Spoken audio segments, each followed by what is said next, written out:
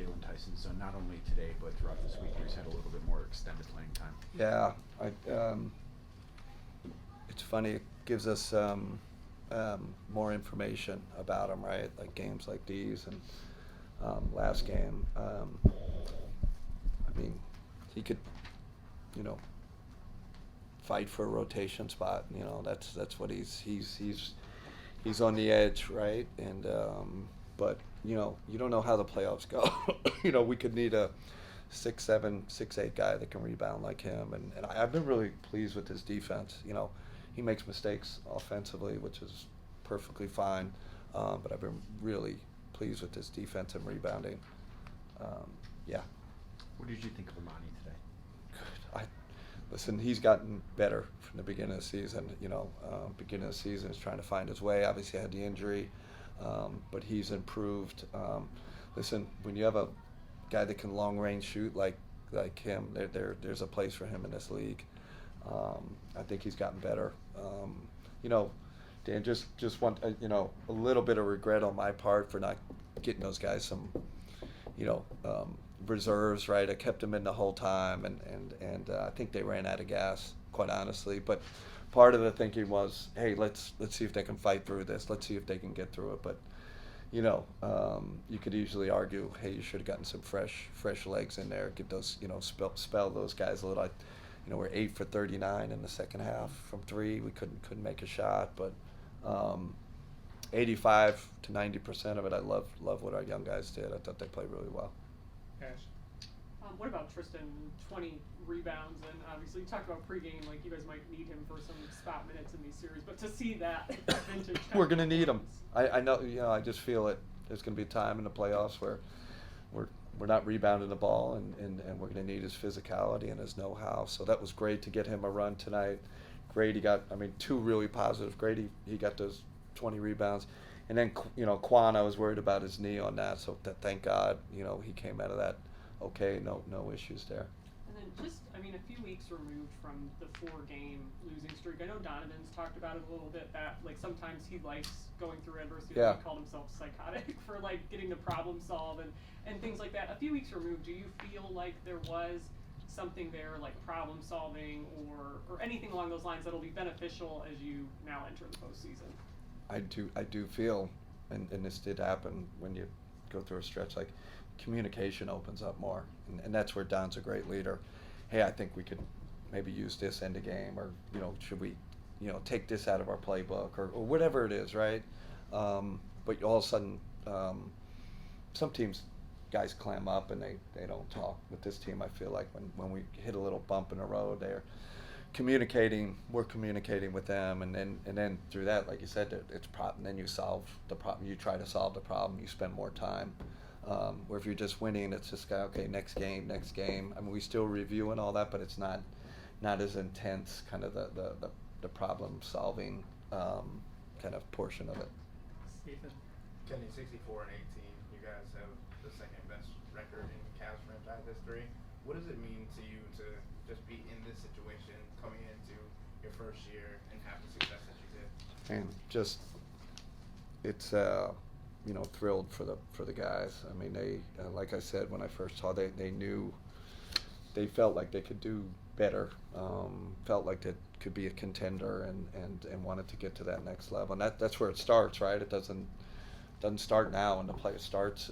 You know, the first game is the 82 games, and that's it's a heck of accomplishment. I think we're, you know, celebrating. A couple guys have, you know, congrats on a heck of a season, right? Like you're at that point, but you know, now Ethan, we gotta kind of, we'll take a day, breathe a little, and then we'll get back at it, get back to work, and start focusing on the playoffs. Knowing Naquan Tomlin's story and where he came from, no AAU, no high school basketball, for him to have kind of a showing like he did tonight, and being off of a two-way contract, even not even being on a two-way before the start of the season, have you seen somebody like that in the league? Listen, it's a great find by our organization, right? You got to find these guys. You got to the scouting, and you know that's Kobe's group, and he's got a real chance.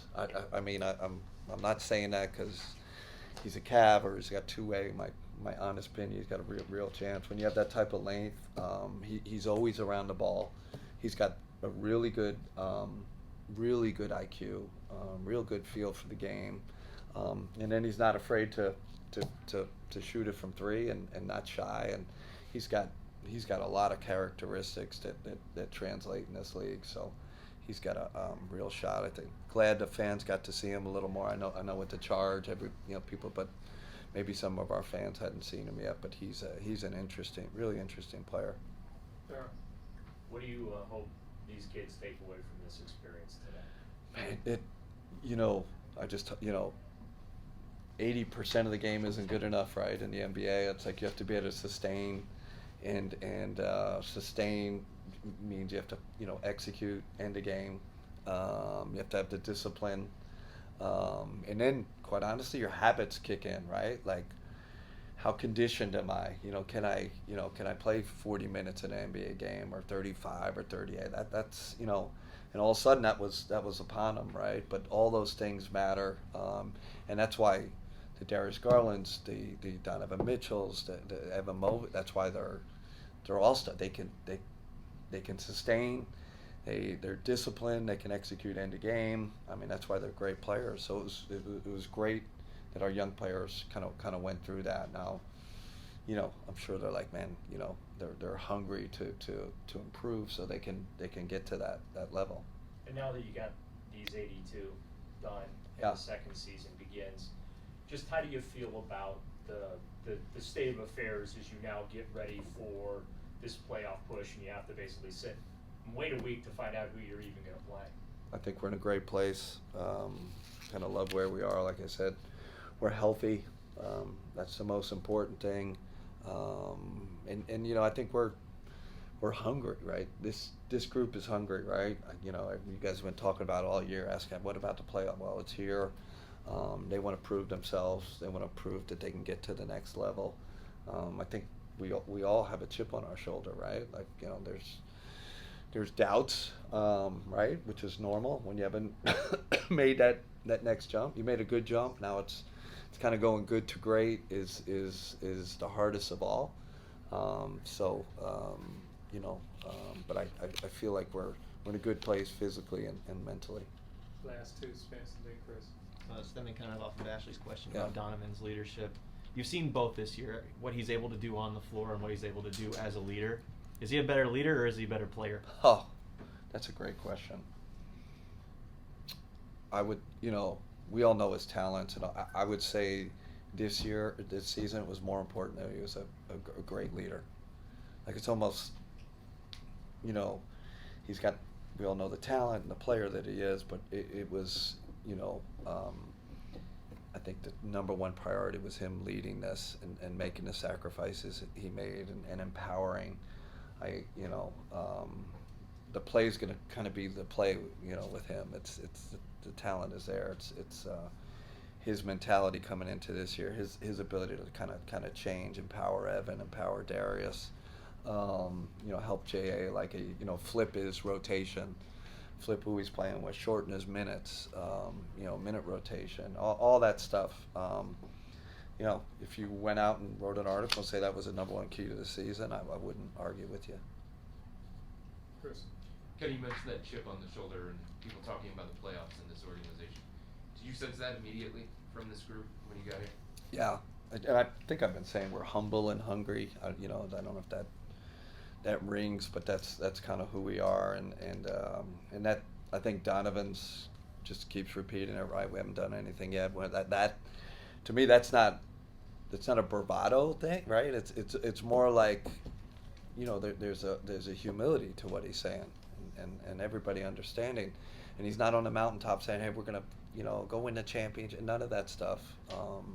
But within the humility, there's a hunger in that locker room. They want to prove people wrong. That's what this is about, right? It's about sports and life, and we are. I just think we're a team ready to go physically and mentally.